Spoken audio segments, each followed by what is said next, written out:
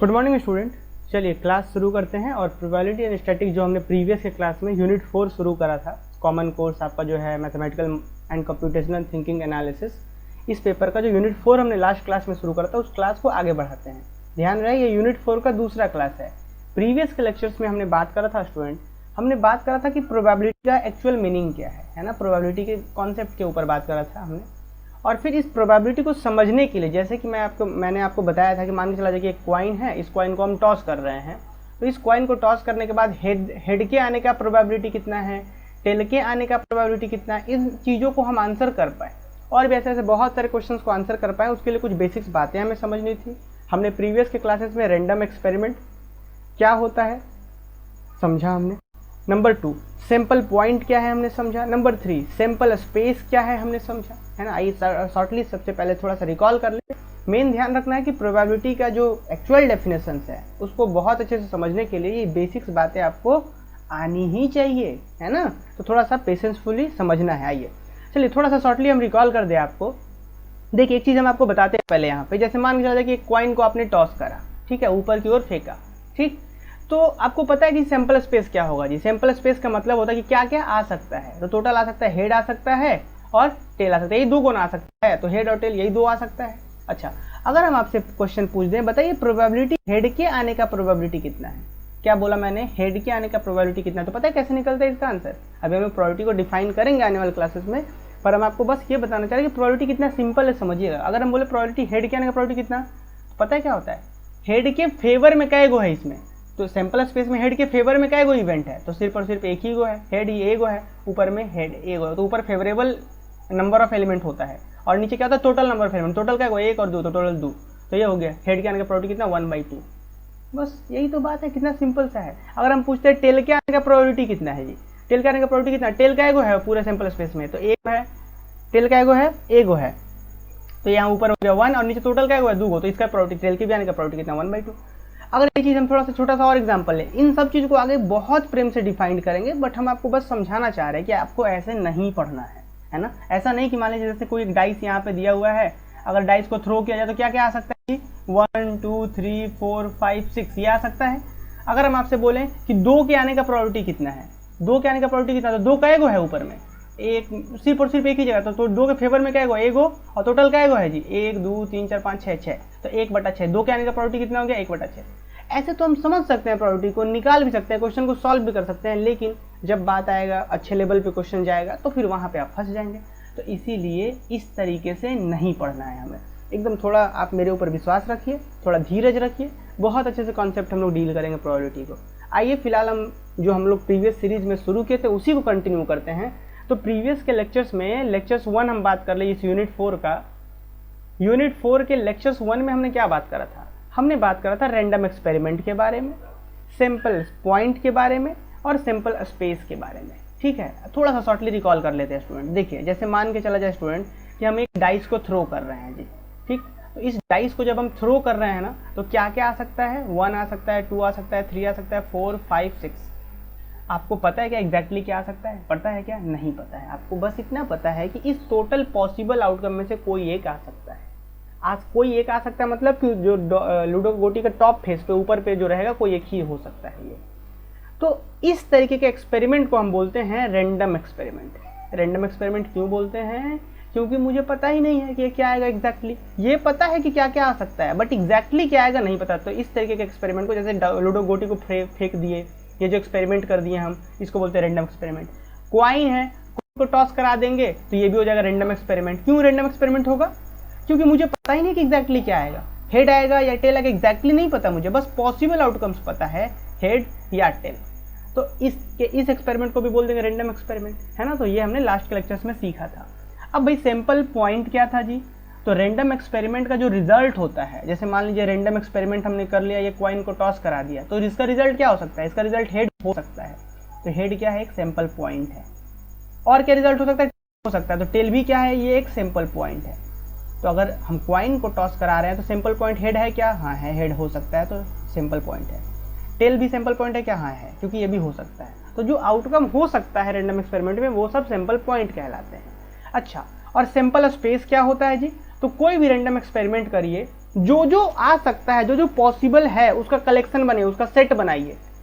क्या बनाइए? उसका सेट बनाइए। हेड आ सकता है तो ये हेड होगा, आ सकता है टेल होगा, और कुछ होगा क्या इसके अलावा? नहीं, तो दो ही वो होगा। तो इस कलेक्शन में सिर्फ दो ही एलिमेंट होंगे, हेड कॉमा टेल। तो इस कलेक्शन को बोलेंगे सैंपल स्पेस। तो मुझे लग रहा है कि रिकॉल हो गया होगा रैंडम एक्सपेरिमेंट क्या है, सैंपल पॉइंट क्या है, सैंपल स्पेस क्या है जी। क्लियर है? आइए अब बात करते हैं एक छोटा सा एग्जाम्पल और, फिर इसी से रिलेटेड और भी बहुत सारे कॉन्सेप्ट के ऊपर हम चर्चा करेंगे। देखिए जैसे कि हम लूडो का गोटी यहाँ पे ले लेते हैं, ठीक है। यहाँ पे हम एक लूडो का गोटी बना देते हैं। देखिए बहुत सुंदर सा बनाने वाले हैं। यहाँ पे देखिए, यहाँ पे लूडो का गोटी हमने बना दिया एक। अब इस लूडो गोटी को हम कर देते हैं थ्रो।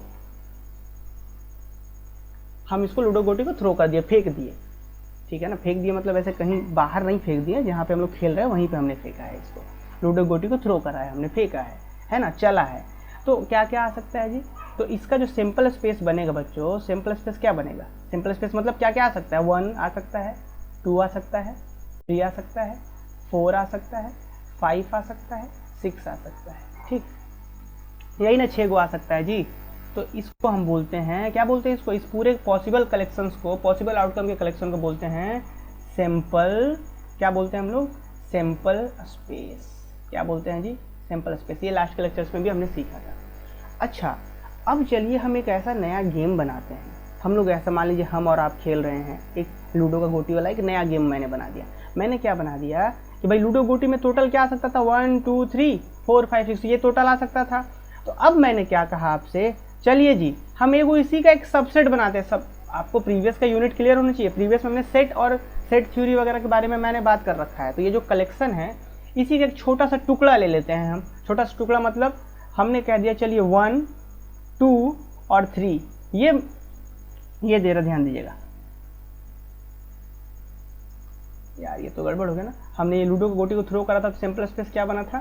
सिंपल स्पेस बना था 1 2 3 4 5 6, ये अपना ये बना था। और मैंने क्या बोला कि इसका एक टुकड़ा बनाया जिसका नाम हमने दे दिया E1। ये मेरे लिए है। इसमें क्या बोल रहे हैं हम? 1 है, 2 है और 3 है। और एक दूसरा इसका टुकड़ा बना दिए E2 जिसके अंदर है 4 है, 5 है और 6 है। ये हम क्यों कर रहे हैं थोड़ा सा ध्यान समझिएगा। ये लूडो का गोटी था जी। यहाँ पे लूडो का ऐसा गोटी है। लूडो का गोटी मैंने क्या कहा कि लूडो गोटी चलते हैं तो सिंपल स्पेस ये हो सकता है 1 2 3 4 5 6, ये हो सकता है। अच्छा जी, अब E1 यहाँ पे जरा ध्यान दिया। E1 क्या था? इस 1 2 3, E2 क्या था? 4 5 6। मैंने बोला कि अगर 1 2 3 इसमें से कोई भी आ जाए तो हम जीत जाएंगे, मतलब मी। और अगर 4 5 6 में से कोई आ जाए तो आप जीत जाइएगा। यही ये हो सकता है कि नहीं हो सकता है? बताइए, हम जीत सकते हैं कि नहीं जीत सकते हैं? बिल्कुल जीत सकते हैं। कि भाई जैसे यहाँ पे 1 2 3 4 5 6 लूडो को गोटी को थ्रो करने इसमें तो कोई भी आ सकता था। तो हमने क्या अपने लिए इतना हिस्सा पकड़ लिया कि भाई इसमें से कोई आएगा तो हम जीत जाएंगे, और इधर से कोई आएगा तो आप जीत जाइएगा। एक्चुअली में हुआ क्या है, ये आ जाने का मतलब क्या? ये थोड़े है कि 1 2 3 तीनों एक साथ आ जाएगा। ये होने का मतलब है कि इसमें से कोई एक हो जाए। 1 हो जाए तो हम जीत जाएंगे, 2 हो जाए तो हम जीत जाएंगे, 3 हो जाए तो हम जीत जाएंगे, या फिर 4 5 6 में से कोई होता है तो आप जीत जाइएगा। तो ये जो मैंने यहाँ पे बनाया है ना E1, यहाँ पे जो बनाया E1 एक्चुअली में है क्या जी? इस सैंपल स्पेस का सबसेट है। आपको याद है प्रीवियस का सेट थ्योरी? मैंने बताया था ना सेट का सबसेट क्या होता है जी। कि सेट मान लीजिए सैंपल स्पेस में 1 2 3 4 5 6 था, तो इसी के एलिमेंट से कुछ नया सेट बनाया जा रहा है। जैसे 1 2 3 को लेकर के एक बना दिया तो ये अपने आप में एक सबसेट हो गया इसका। तो सैंपल स्पेस के सबसेट को क्या बोलते हैं पता है? घटना बोलते हैं, इवेंट बोलते हैं। इवेंट क्यों? क्योंकि देखिए 1 2 3 इसमें से अगर कोई भी आ जा रहा है तो हम जीत जा रहे हैं। यही ना मैंने गेम बनाया। 4 5 6 में से कोई आ जा रहा है तो आप जीत जा रहे हैं। तो ये क्या है? एक इवेंट हो गया। E1 का मतलब 1 आ गया तो ये इवेंट हो गया। इवेंट हो गया मतलब मैं जीत गया। 2 आ गया मतलब ये इवेंट हो गया। इवेंट हो गया मतलब ये इसमें से कोई हो गया मतलब हम जीत जा रहे हैं। 3 हो गया मतलब हम जीत जा रहे हैं।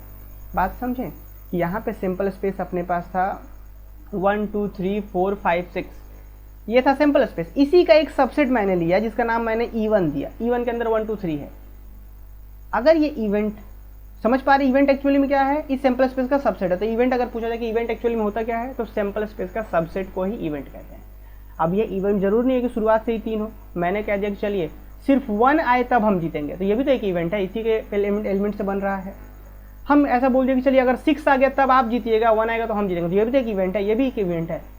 इवेंट एक्चुअली में क्या होता है? सैंपल स्पेस के सबसेट को ही हम इवेंट कहते हैं। आगे चल करके हम समझाएंगे प्रोबेबिलिटी कैसे निकाला जाता है, ठीक ना। जैसे मैंने यहाँ पे बताया आपको, देखिए जरा ध्यान से, जैसे मैंने आपको यहाँ पे बताया था कि इवन में क्या क्या था, इवन में था आपका था 1 था 2 था 3 था, तो इवन के आने का प्रोबेबिलिटी क्या होगा, इसके बारे में भी आगे चल करके हम चर्चा करेंगे। फिलहाल समझते हैं आइए यहाँ पे कि इवेंट एक्चुअली में होता क्या। तो इवेंट क्या लिखा हुआ दिखे तो, a subset of sample space is called event. A subset of sample space, sample space के सबसेट को क्या कहते हैं हम लोग, इवेंट कहते हैं जी। क्लियर हो रहा है बात। अच्छा, इन अदर वर्ड्स, जरा इसको भी ध्यान दीजिएगा यहाँ पे, इन अदर वर्ड्स आउटकम और combination of outcome are termed as event. मतलब आउटकम या आउटकम्स का कॉम्बिनेशन, जैसे एग्जांपल पे समझा भी रहते हैं हम कि इवेंट एक था इवन जिसमें था 1 था 3 था और 1 2 3 था, आउटकम का कॉम्बिनेशन है ना जी, आउटकम के कॉम्बिनेशन को भी इवेंट कहते हैं। या फिर बोलिए कि सैंपल स्पेस का सबसेट को इवेंट बोलते हैं या आउटकम के कॉम्बिनेशन को इवेंट बोलते हैं। और भी लिखा हुआ कि एन क्या है, an empty set phi of S is called impossible event and set S of S is called sure और सर्टेन इवेंट। ठीक है, इसको थोड़ा सा समझ लेते हैं ये क्या बोला गया। जैसे मान के चला जाए कि लूडो का गोटी हमने थ्रो करा, तो सिंपल स्पेस क्या बन जाएगा, 1 2 3 4 5 6, ये बना सिंपल स्पेस। आप सभी बच्चों को पता होगा कि किसी भी सेट के दो सबसेट वाले होते हैं, एक तो phi is subset of every set. Phi का मतलब इसके अंदर कुछ भी नहीं है। मैंने आपको सेट थ्योरी में समझा रखा है कि फाई तो सभी सेट का सबसेट होता है, फाई जो होता है हर सेट का सबसेट होता है। और ये खुद मतलब 1 2 3 4 5 6 पूरा का पूरा है। मतलब समझे कि एक होता है फाई जिसे हम बोलते हैं एम्प्टी सेट। क्या बोलते हैं, एम्प्टी सेट। अब ये अगर आपने सेट थ्योरी वाला क्लासेस नहीं देखा तो भाई प्लीज पहले उसको देखिए, तब जाके बड़ा मजे से इसको समझ पाएंगे, है ना। और फिर एक होता है श्योर इवेंट। श्योर, ये इसको बोलते हैं इम्पॉसिबल इवेंट, क्योंकि ऐसा कभी होगा ही नहीं कि कुछ आए ही ना, मान के चला जाए। देखिए फाई का मतलब क्या होता है जी, एम्प्टी सेट। और क्या कभी होगा कि लूडो का गोटी आप फेंकेंगे कुछ आए ही ना, ऐसा तो नहीं ना होगा। तो इसलिए इसको बोलते हैं इम्पॉसिबल इवेंट। एम्प्टी को क्या बोलते हैं, impossible event. Sure event, sure event में क्या होता है, 1 2 3 4 5 6 सारा का सारा ही हो जाता है, टोटल ये सी हो जाता है, इसको बोलते हैं श्योर इवेंट। इवेंट तो है, इवेंट क्यों, क्योंकि इसका सबसेट है, सबसेट है मतलब इवेंट है। लेकिन ये इवेंट ऐसा है कि श्योर इवेंट है, श्योर है मतलब इसमें से कोई ना कोई होगा ही होगा। और ये इम्पॉसिबल है कि ये कभी होगा ही नहीं। तो इस तरीके का इवेंट को श्योर इवेंट और ये इवेंट कहते हैं। तो वही यहाँ पे समझाया गया है। अब एक एग्जाम्पल भी जरा देख लीजिएगा आप लोग। अ coin is tossed, the result is not unique. जब कॉइन को टॉस करते हैं तो रिजल्ट यूनिक नहीं होता, रिजल्ट हेड हो सकता है या तो टेल हो सकता है, मतलब फिक्स नहीं है। तो इसीलिए therefore it is a random experiment. ये एक रैंडम एक्सपेरिमेंट हो गया। हेयर सैंपल स्पेस क्या है, हेड कॉमा टेल, ये सैंपल स्पेस हो गया। अब इस सैंपल स्पेस से इवेंट बनाते हैं, तो एक इवेंट तो फाई होगा। फाई मतलब इस सेट का एक सबसेट कौन होगा, फाई। एक क्या हो सकता है, हेड के आना एक इवेंट हो सकता है, टेल का आना दूसरा इवेंट हो सकता है, मतलब इसी का सबसेट बना रहे हैं। और दूसरा क्या, जो दोनों मिला करके टोटल एस, हेड और टेल, तो ये टोटल कितना हो गया, 4। क्या, ऑल आर इवेंट्स। मुझे लग रहा है कि आप समझ पा रहे होंगे कि इवेंट क्या है जी, सैंपल स्पेस के सबसेट को ही इवेंट बोलते हैं। क्लियर। अब बढ़ जाते हैं आगे। इवेंट के कुछ टाइप्स भी होते हैं। एक होता है एलिमेंट्री इवेंट, एक होता है कंपाउंड इवेंट, एक होता है लाइकली, इक्वली लाइकली इवेंट। इसको थोड़ा पहले हम समझ लेते हैं ऐसे। एग्जाम्पल समझिएगा, जैसे कि वही हम लूडो का गोटी ले लेते हैं और इसको हम कर देते हैं थ्रो। ये लूडो गोटी हो गया, इसको हम कर दिए थ्रो। तो सैंपल स्पेस क्या बनेगा, सैंपल स्पेस बनेगा 1 2 3 4 5 6। ये हो गया एक सैंपल स्पेस। अब मैंने आपसे कहा कि चलिए जी इवेंट बनाइए इसका। इवेंट का मतलब आप क्या समझते हैं, इवेंट का मतलब होता है इसका सबसेट। इसका सबसेट तो ये भी हो सकता है ना, एक इवेंट हमने बना दिया सिर्फ 1 को लेकर, एक सबसेट हुआ ना। तो ये एक ऐसा इवेंट है, जिसके अंदर सिर्फ और सिर्फ एक ही पॉसिबल आउटकम्स है, एक ही को रखा गया है। अब एक इवेंट तो ऐसा भी हो सकता था ना 1 2, ये भी एक इवेंट इसी का सबसेट है। तो इसको नहीं ले रहे हैं, कैसा ले रहे हैं, सिर्फ 1 वाला, एक एलिमेंट वाला ले रहे हैं। और लेते हैं क्या, 2 सिर्फ एक एलिमेंट वाला, 3 4 फिर 5 और फिर 6। तो इस तरीके का इवेंट जिसके अंदर सिर्फ और सिर्फ एक ही आउटकम्स हो, उसे कहते हैं एलिमेंट्री इवेंट। एलिमेंट्री इवेंट या सिंपल इवेंट कहते हैं। ठीक। अच्छा, अब एक ऐसा इवेंट जिसके अंदर एक से अधिक हो, जैसे मान लीजिए 1 2 का एक इवेंट बना, 2 को लेकर के सबसेट बनाए, 1 3 ऐसे लेकर के बना रहे हैं, फिर 1 4 ऐसे लेकर के बनाए। तो ऐसे इवेंट्स को हम क्या बोलते हैं, कंपाउंड इवेंट। क्लियर। क्या बोलते हैं, कंपाउंड इवेंट। और एक इवेंट ऐसा होता है जिसमें, जैसे मान लीजिए एक इवेंट ऐसा है, जैसे मान लीजिए 1 2, यहाँ पे 2 का नंबर है 1 2, और एक है यहाँ पे 5 6।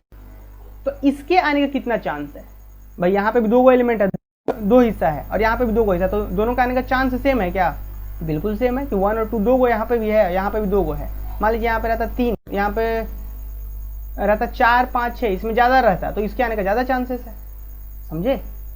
तो मान लीजिए कि जैसा यहाँ पे रहता है 2 है, यहाँ पे 3 और यहाँ पे मान लीजिए 4 5, इस इवेंट के होने का चांस क्या है, ज़्यादा है, इक्वली लाइकली नहीं है दोनों। तो इस केस में बोलेंगे कि इक्वली लाइकली नहीं है। अगर दोनों का चांस सेम हो तो बोलते हैं इक्वली लाइकली इवेंट। तो यही 3 चीज़ें यहाँ पे समझाई गई हैं आपको। एलिमेंट्री या सिंपल इवेंट क्या होता है, एन इवेंट, देखिए यहाँ पे an event only one sample point is called simple event. Number 2 compound event क्या होता है, the event which has more than one sample point, कि वैसा इवेंट जिसके अंदर एक से अधिक सैंपल पॉइंट्स होते हैं उसे हम कंपाउंड इवेंट कहते हैं। यहाँ पे देखिए नेक्स्ट इक्वली लाइकली इवेंट्स क्या होता है, दीज आर दोज इवेंट, ये वो इवेंट हैं which are random and have thus an equal likelihood of occurrence. मतलब ये वो इवेंट है जिसके होने का जो चांसेस है वो लाइकहुड हो, मतलब इसके होने का जितना चांस अगले के होने का उतना ही चांसेस। तो ये कुछ 3 तरीके के इवेंट्स थे। बात मुझे लग रहा है कि समझ पा रहे होंगे। अब आता है म्यूचुअली एक्सक्लूसिव, जिसे इनकम्पैटिबल इवेंट भी कहते हैं, जो कि वेरी वेरी इंपॉर्टेंट है जी। ये वाला जो है वो, या जो ये जो इवेंट है वेरी वेरी इंपॉर्टेंट ये इवेंट है। चौथा नंबर, म्यूचुअल एक्सक्लूसिव इवेंट्स क्या होता है, इसको समझने के लिए एग्जाम्पल्स, उसके बाद आगे बढ़ेंगे। जैसे सैंपल स्पेस क्या हो गया, 1 2 3 4 5 6। बहुत से बच्चे ये सोच रहे होंगे कि सर अरे अभी तक तो हमने प्रोबेबिलिटी का डेफिनेशन भी नहीं देखा। हाँ बिल्कुल नहीं देखा, प्रोबेबिलिटी का डेफिनेशन हम लोग बहुत प्रेम से देखेंगे। उससे पहले हम सारे टर्म्स को क्लियर करना चाह रहे हैं, क्योंकि ऐसा होगा क्या कि आप जल्दबाजी में ऐसे बहुत सारे टीचर्स करते हैं, फिर बाकियों में और डीएमए में फ़र्क क्या ही रह जाएगा कि हम लोग ये बाकियों को जैसा सिर्फ रटवा दें तो मतलब नहीं बनता ना। इसलिए थोड़ा धीरज रखना है, एकदम मतलब चीज़ पे बात करेंगे। जब हम प्रोबेबिलिटी का डेफिनेशन बताएंगे ना तो आपको लगेगा अरे यार इतना आसान था, ऐसा वाला फील आएगा आपको। तो इसीलिए थोड़ा सा धीरज रखना है, बाकी हर एक टर्म्स को क्लियर करेंगे हम लोग। फिलहाल समझते हैं स्टूडेंट हम लोग, देखिए फिलहाल हम लोग समझते हैं यहाँ पे, जैसे कोई लूडो का गोटी था यहाँ पे, उसको जब हम थ्रो करवा दिए तो सैंपल स्पेस क्या बन जाएगा अपने पास, ये 1 2 से 6 तक। अच्छा जी, अब क्या बनाते हैं, इवेंट तो आप समझ रहे थे कि इसी का सबसेट ले लीजिए इवेंट बन जाएगा, इसका सबसेट लीजिए इवेंट बन जाएगा। अब हम क्या करते हैं, 2 इवेंट लेते हैं। कैसा कैसा इवेंट लेते हैं, एक इवेंट लेते हैं 1 2 और एक इवेंट ले लेते हैं 4 5 6। ये 2 इवेंट ले लिया हमने, ये ले लिया हमने, इसका नाम दे दिया E1, इसका नाम दे दिया हमने E2। अब आप एक बात बताइए मुझे, डाइस को आपने थ्रो करा, डाइस को थ्रो करा आपने। अब मान के चलिए कि इवेंट E1 हो गया, इवेंट E1 हो गया। इवेंट E1 हो गया मतलब क्या हुआ होगा पता है आपको, कि या तो 1 आ गया होगा, या तो 1 आ गया होगा, या तो 2 आ गया होगा। भाई आपने डाइस को थ्रो किया, डाइस को लूडो गोटी को फेंका, तो या तो 1 आ गया होगा या तो 2, तभी ना इवेंट E1 हुआ। हमने बोला कि E1 हो गया मतलब क्या, या तो 1 आ गया होगा या तो 2 आ गया होगा, दोनों तो नहीं ना आ सकता एक साथ में। ध्यान दीजिएगा, जैसे यहाँ पे इवेंट मैंने क्या बनाया था, E1 क्या था 1 2 था, और E2 क्या था, इवेंट E2 क्या था, तो इवेंट E2 दूसरा वो था 4 5 और 6, ये 3 था।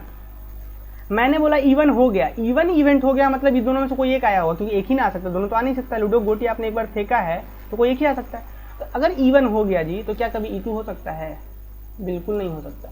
अगर E1 हो गया तो E2 हो सकता है। E1 हो गया मतलब या तो 1 आ गया होगा या तो 2 आ गया होगा, कोई एक आ गया। मान लीजिए 1 आ गया है, तो क्या कभी ये हो सकता है, नहीं हो सकता, क्योंकि भाई हमने लूडो गोटी एक बार फेंका था, वो ये इवेंट E1 हो गया तो इसको तो काट देगा। तो म्यूचुअली एक्सक्लूसिव इवेंट्स क्या कहलाता है, कि वैसा इवेंट जो अपने आप में दोनों विशेष हो। दोनों विशेष कहने का मतलब कि इसके होने से इसके होने का चांस ही खत्म हो जाए, ये बाहर हो जाए एकदम। जैसे मान लीजिए E1 हो गया मतलब 1 आ गया या तो 2 आ गया, दोनों में से कोई एक आ गया होगा। तो जब ये एक आ गया होगा तो ये कभी नहीं हो सकता, क्योंकि जब ये आ गया होगा तो 4 5 6 क्यों आएगा। लूडो गोटी देखी बार ना चला है हमने। तो ऐसे दोनों इवेंट्स को हम म्यूचुअली एक्सक्लूसिव इवेंट्स बोलते हैं। एक दूसरा तरीका भी होता है, जैसे मान लीजिए यहाँ E1 इवेंट में क्या क्या था, 1 2 था, इसमें क्या था 4 5 6 था। देखिए कुछ दोनों के बीच कुछ भी कॉमन है क्या, इसमें 1 2 है, इसमें 4 5 6 है, कुछ भी कॉमन नहीं है। तो जहाँ पे कुछ भी कॉमन नहीं हो तो दोनों अपने आप में विशेष है। म्यूचुअली एक्सक्लूसिव, एक्सक्लूसिव का मतलब होता है विशेष, अपने आप में दोनों म्यूचुअली एक्सक्लूसिव है, विशेष है ना। तो वैसे 2 इवेंट्स जहाँ पे एक के होने से दूसरे के होने के चांस को ही हटा दे, या दूसरे शब्द में बोलिए कि दोनों के इंटरसेक्शन में कुछ भी ना हो, दोनों के कॉमन पार्ट में कुछ भी ना हो, तो वैसे इवेंट्स को बोलते हैं म्यूचुअली एक्सक्लूसिव इवेंट। देखिए एग्जांपल में समझिए, म्यूचुअल एक्सक्लूसिव क्या होता है, यहाँ पे देख लीजिएगा लिखा, इसको इनकम्पैटिबल भी कहते हैं। तो लिखा हुआ 2 events are said to be mutually exclusive event if the happening of one of them, happening मतलब होना, if the happening of one of them prevents the happening of the other, मतलब कि एक के होने से दूसरे के होने को प्रिवेंट कर दे, बचा दे, उसको बाहर कर दे। तो फिर हम कहते हैं कि ये दोनों इवेंट्स आपस में म्यूचुअली एक्सक्लूसिव इवेंट है। अच्छा, दूसरे शब्दों में देखिए, in other words two events A and B. अब ये ए और बी क्या है जी, दो इवेंट्स, जैसे मैंने बताया कि जैसे सैंपल स्पेस था अपने पास 1 2 3 4 5 6, ये था सैंपल स्पेस था।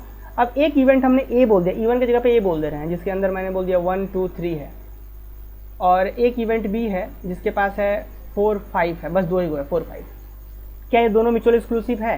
तो आपका जवाब होना चाहिए हाँ सर है, क्योंकि ये अगर ये हो जाता है, ये इवेंट ए हो जाता है तो कभी भी नहीं होगा, क्योंकि 1 2 3 हो जाता है तो ये कभी नहीं हो सकता। समझ रहे हैं बात? या दूसरे शब्दों में ये देखिए ना कि ए का इंटरसेक्शन निकाल लीजिए बी से, ये सिंबल वगैरह सब क्लियर होना चाहिए। प्रीवियस के यूनिट में मैंने बहुत तरीके से सेट थ्योरी समझाया है, तो अगर आपने नहीं देखा है तो उसको जरूर देख लीजिए। ए इंटरसेक्शन बी क्या है, यहाँ पे 5 है, कुछ भी है ही नहीं, इंटरसेक्शन में कुछ नहीं आ रहा है। 1 2 3 इसमें है, यहाँ 4 5, कुछ भी कॉमन नहीं है, कॉमन मतलब 5 है, कुछ भी नहीं है। तो ऐसे दो इवेंट जिसके इंटरसेक्शन में कुछ नहीं हो तो उसे भी हम क्या कहते हैं, म्यूचुअल एक्सक्लूसिव कहते हैं। तो दो तरीका हो गया, एक तो भाई ऐसे आप पता कर सकते हैं, दूसरे शब्दों में in other words two events A and B are said to be mutual exclusive event if A intersection B is equal to 5। Example देखिए, थ्रोइंग अ डाई, एस कोई डाई है कि एस के अंदर 1 2 3 4 5 6 ये सैंपल स्पेस हो गया। E1 एक इवेंट है 1 2, E2 इवेंट है 4 5। Here E1 and E2 are mutual exclusive event. Mutual exclusive क्यों है? क्योंकि यहाँ पे 1 2 है, यहाँ पे 4 5, कुछ भी कॉमन नहीं आ रहा है। एक्चुअली आप सबसे मेरा एक सवाल है, ये इसका कमेंट करके आंसर, सभी बच्चों को कमेंट में आंसर देना है कि जैसे सिंपल स्पेस मान लीजिए हो गया 1 2 3 4 5 6, ये 1 2 3 4 5 6 ही क्यों ले रहे हैं, आपको पता है क्या? बिल्कुल पता होना चाहिए, क्योंकि भाई जब डाइस को आप थ्रो करेंगे तो 1 2 3 4 5 6 ही आएगा। तो ये हो गया सिंपल स्पेस। एक इवेंट लेते हैं ए जिसके अंदर 1 है 3 है, और एक इवेंट लेते हैं बी जिसके अंदर है 3 4 5 6। अब आपको मुझे बताना है कि क्या ये दोनों इवेंट्स म्यूचुअली एक्सक्लूसिव इवेंट्स हैं या म्यूचुअल एक्सक्लूसिव इवेंट नहीं है। तो आपको कमेंट करना है this is A and B are mutual exclusive event, या लिखेंगे A and B are not mutual exclusive event. तो ये दो आपको ऑप्शन दिया जा रहा है, कमेंट करना है आंसर में। हम देखना चाहते हैं समझ में आया कि नहीं सभी बच्चों को। ठीक है जी, चलिए ठीक है, आते हैं हम लोग आगे। देखिए, तो अब बढ़ जाते हैं हम लोग आगे यहाँ से। अब हम बढ़ेंगे म्यूचुअल एक्सक्लूसिव, मुझे उम्मीद है समझ में आ गया होगा। नीचे आपको दो एग्जांपल, एक एग्जांपल भी दिख रहा होगा, है ना, कि एक इवेंट यहाँ पे है E1 और एक E2, दोनों के अंदर कुछ भी कॉमन है तो म्यूचुअल एक्सक्लूसिव हो गया। नेक्स्ट आइए, अब होगा एग्जॉस्टिव इवेंट। बड़ा इंपॉर्टेंट है कि ये सब एग्जॉस्टिव इवेंट, इन सभी चीज़ों का एडिशन थ्योरम में, मल्टीप्लिकेशन थ्योरम्स वगैरह में प्रोबेबिलिटी के यूज होता है ना वहाँ पे। देखिए, एग्जॉस्टिव इवेंट क्या होता है बच्चों, इसको थोड़ा सा समझते हैं हम लोग। अब जैसे वही फिर से एक एग्जांपल लेते हैं कि डाइस को थ्रो किए, सिंपल स्पेस आ गया अपने पास 1 2 3 4 5 6, ये सिंपल स्पेस हो गया।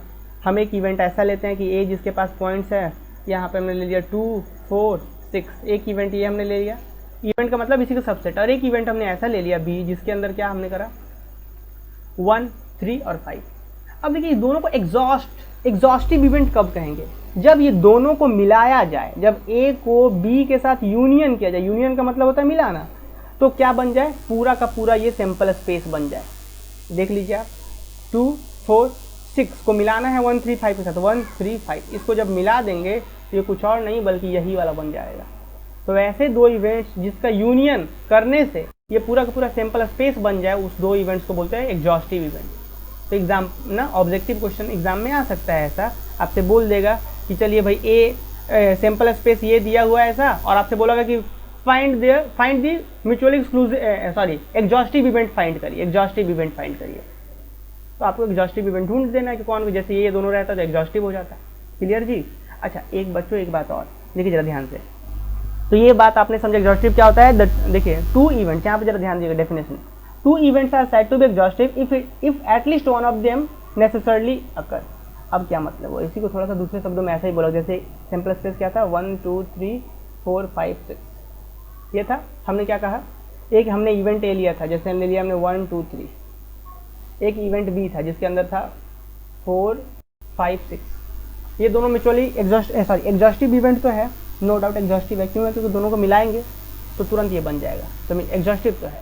एग्जॉस्टिव को लिखने का तरीका, समझने का तरीका ये भी होता है कि जब भी हम डाइस को चलेंगे ना, तो इस दोनों में से कोई ना कोई एक जरूर ही होगा, नेसेसरली अकर, कोई ना कोई जरूर होगा। आप डाइस को थ्रो कर लीजिए, डाइस को थ्रो करेंगे तो या तो इधर होगा या तो इधर होगा, कोई ना कोई एक होगा ही होगा।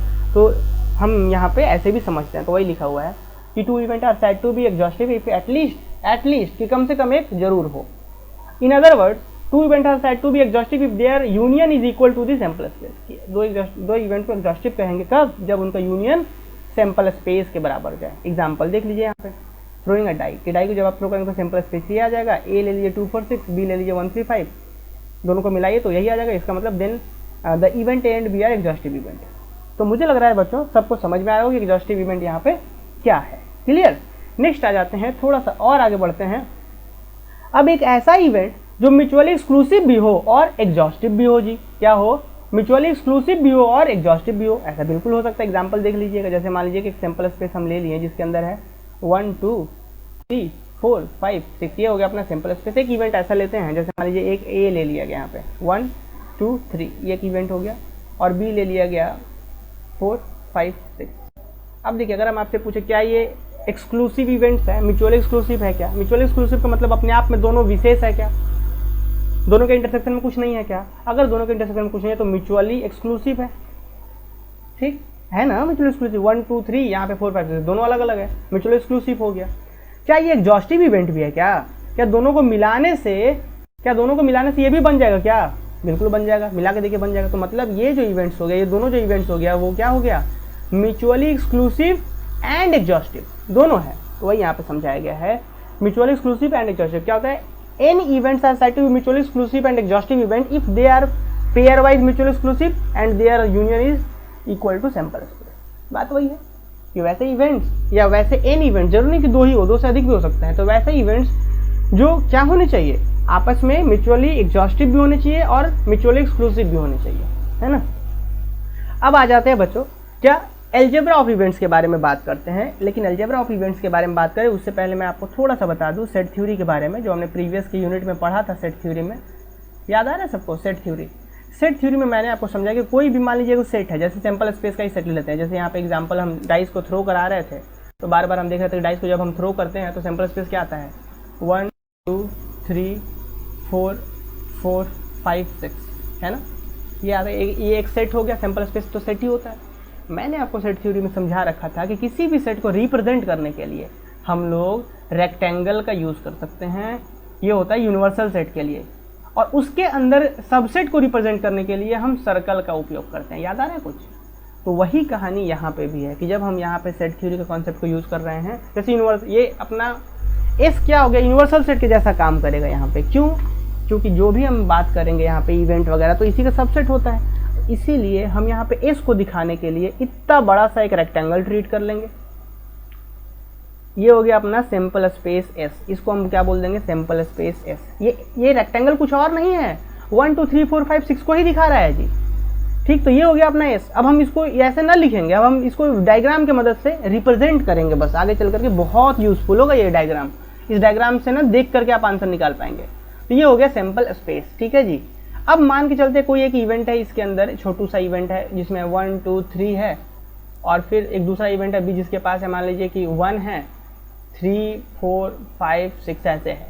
तो अब जरा देखिएगा यहाँ पे क्या हम बोल सकते हैं कि एक इवेंट इसके अंदर हो गया ए, जिसके अंदर क्या है, जिसके अंदर है 1 2 और 3, यहाँ पे 1 2 3 हो गया। और एक इवेंट क्या है जिसके पास है 1 3 और 4 5 6, तो 4 5 6, तो ये क्या होगा, ये बी यहाँ से होगा। देखिए जरा ध्यान से, ये हो गया बी। अब बोलेंगे सर ए का मतलब 1 2 3, ए का सर्कल को देखिएगा आप, ए का सर्कल को देखिए, उसके अंदर 1 2 3 है। बी का मतलब 1 3 4 5 6, 1 3 4 5 6, बी के अंदर 1 3 4 5 6। अब सबको जब मिला देंगे तो वो बन गया सैंपल स्पेस 1 2 3 4 5 6। तो इस तरीके से इसको बोलते हैं सेट को वेन डायग्राम से रिप्रेजेंट करना। तो थोड़ा सा समझिएगा यूनियन ऑफ इवेंट्स में क्या होता है जी। यहाँ पे जरा देखिएगा ये क्या बोला गया है अलजेब्रा ऑफ इवेंट्स में, कि इवेंट्स का अलजेब्रा मतलब सेट का अलजेब्रा। तो दो इवेंट्स देखिए, जैसे मान लीजिए कि एक सैंपल स्पेस ये है, यहाँ से बड़ा सा रेक्टेंगल सा सैंपल स्पेस है, एक छोटू सा ये ए है, ये बी है। तो दोनों को मिला करके लिखने का मतलब कि यहाँ पे जो ये है उसको पूरे इस बी के साथ मिला दीजिए, पूरा येलो वाला रीजन है वो बता रहा होगा ए यूनियन बी को। समझे बात? क्या बात समझ पा रहे हैं? तो इसीलिए हम बार बार कह रहे थे कि सेट थ्योरी वाला क्लास आपने नहीं देखा तो जरूर उसको देख लीजिएगा, तो ज़्यादा बेहतर समझ पाएंगे कि दो सेट का यूनियन क्या होता है जी, ठीक। अब इंटरसेक्शन मतलब जैसे ए इवेंट यहाँ है, बी इवेंट यहाँ है, तो दोनों का जो कॉमन पार्ट है उसको बोलते हैं हम लोग इंटरसेक्शन वाला हिस्सा। क्या बोलते हैं उसको? इंटरसेक्शन बोलते हैं। क्लियर? अब इस तरीके से जो चीज़ें थी यूनियन और इंटरसेक्शन मुझे लगता है कि समझ में आ गया होगा, ठीक है ना। अब ज़रा ध्यान दीजिएगा, थोड़ा सा छोटा सा कॉन्सेप्ट, फिर इस क्लास को हम ऑफ करेंगे और नेक्स्ट क्लास में प्रोबेबिलिटी को डिफाइंड करेंगे जी। क्या बात हो रहा है थोड़ा सा समझिएगा यहाँ पे। देखिए आपको पता है, जैसे मान के चला जाए कि इतना बड़ा है सैंपल स्पेस, ठीक, और इतना छोटा उसके अंदर है ए, तो आपको पता है ये जो ए हिस्सा होगा ना, ये हिस्सा बता रहा होगा कि ए के होने का चांस जो है वो इतना ही है। ए से इतना बड़ा है लेकिन ए के होने का चांस इतना ही बड़ा है, तो इसका ज्योमेट्रिकल रिप्रेजेंटेशन बड़ा इंपॉर्टेंट है। क्लियर? तो चलिए उम्मीद है क्लास समझ में आएगा। आज के क्लासेस में हमने क्या क्या पढ़ा है थोड़ा सा चलिए आप क्विकली रिवीजन करवा देते हैं। देखिए आज हमने देखा कि इवेंट क्या होता है, तो इवेंट को सिंपली समझा जाए तो इवेंट का मतलब सैंपल स्पेस का सबसेट। इवेंट में सिंपल इवेंट जिसे एलिमेंट्री इवेंट भी कहते हैं, compound event, equally likely event, mutually exclusive event, mutually exhaustive event, फिर mutually exclusive and exhaustive event, और उसके बाद अलजेब्रा। बस 2-4 बातें हमने सीखी हैं और नेक्स्ट क्लास में हम लोग आए उससे पहले आप सभी बच्चे बहुत अच्छे से रिवीजन कर लीजिए इस पूरे कंप्लीट कॉन्सेप्ट को। बाकी इसका पीडीएफ जो है धनबाद मैथ्स एकेडमी एप्लीकेशन पर, टेलीग्राम चैनल पर, हर जगह अवेलेबल करवा देंगे। हालांकि धनबाद मैथ्स एकेडमी ऐप पर चले जाइए। इस पूरे कोर्स का प्राइस जो है एक्चुअली में तो है 200, मतलब जैसे हम लोग पूरा CC5 का कंप्लीट सारे यूनिट का कोर्सेज 200 रुपीज़ में प्रोवाइड कर रहे हैं, लेकिन अभी अगर आप ज्वाइन करेंगे तो सिर्फ आपको 50 रुपीज़ में मिल जाएगा ये पूरा कोर्स। ये 50 रुपीज़ भी हमें नहीं चाहिए, ये सिर्फ वहाँ इंटरनेट हैंडलिंग चार्जेस वगैरह है जो GST वगैरह, सिर्फ वही पैसा है, ये 50 रुपये, हमें नहीं चाहिए इसके पैसे। और इसलिए तो हम यूट्यूब पे सारे कोर्सेज फ्री प्रोवाइड कर रहे हैं। बस हम आपसे ये पैसा सिर्फ आपको इसलिए लग रहा है कि वहाँ पे लेक्चर वाइज नोट्स जो है ना, चीज़ें बहुत अच्छे से अरेंज की हुई हैं। टेलीग्राम में तो आगे पीछे हो जाता है समय के साथ साथ, इसीलिए आप ज़रूर वहाँ पे चले जाइए और 50 रुपये पे करके बहुत अच्छे तरीके से इसको फॉलो करिए। बहुत मज़ा आने वाला है क्लासेस वगैरह में। मिलते हैं बच्चों अगले क्लासेस में, तब तक के लिए आप लोग रिवीजन करिए, तब जाके अगला क्लास बहुत मज़ा आएगा। ठीक है।